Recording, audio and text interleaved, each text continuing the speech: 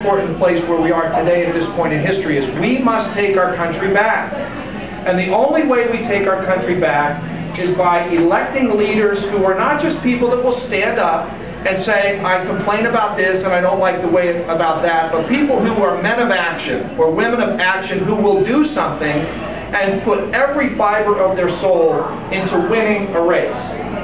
Now last June when I made this decision to run, it wasn't for me that I was running. I was looking for a champion to stand up and go fight these people and to be able to say with the courage and conviction that they would be able to take out someone who everyone thought was entrenched. Before Scott Brown had the opportunity to run, I stood strong and said, if no one else is willing to do that, I will show you that this is not the liberal, democratically controlled state and area that everybody thinks that it is. And I put everything on hold in my life.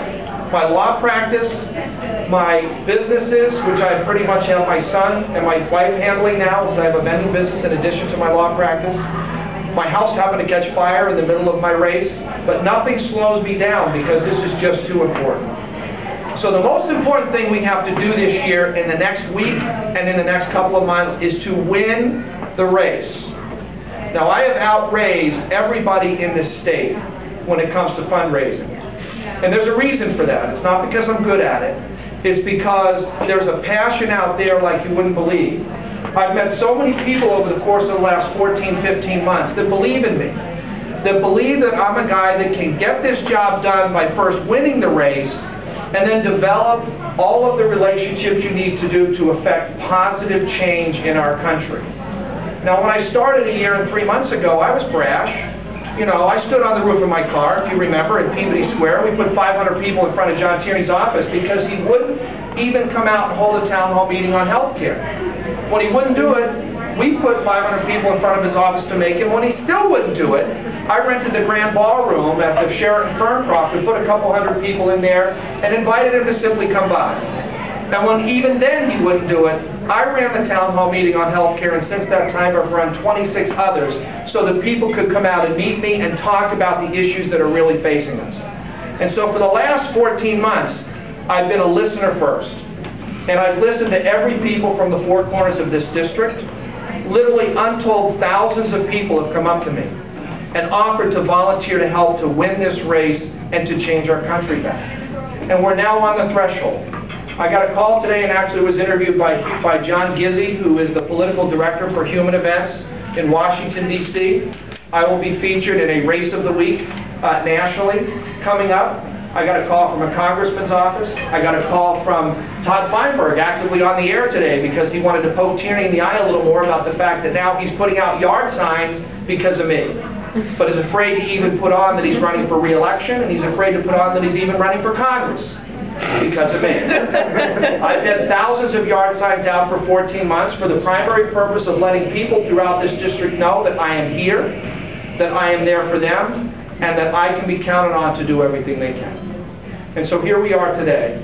I can and will beat John Tierney.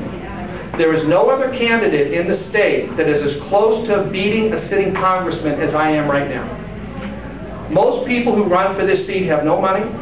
They go to a couple of events and they lose by 40%. National polls have me down inside of single digits at the very moment as we speak.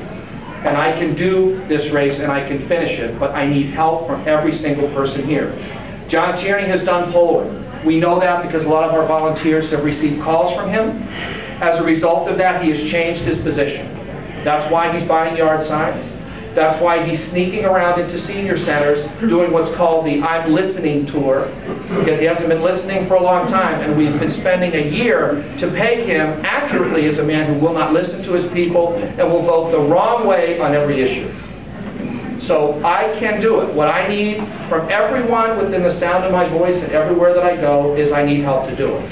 I recognize that this is not something that no matter what I do, I can do alone. This is a team effort. Together we have to do everything we can to reach every voter in the state and in the district that I haven't reached. We do that with our phone banks, which are the best in the state. When Scott Brown needed my help, I opened up my headquarters and we had 18 phone banks that did almost 200,000 phone calls for him to help him win this district by 16 percentage points. So we can do it. We have a lot of data and information, so we know exactly who to call, what to say and what the people want to hear. And we help you do that with the scripts in the office. We also need help with the little things, putting signs in your yards and the bumper stickers and the donations and all of those other things. But the most important thing we need right now are the phone calls.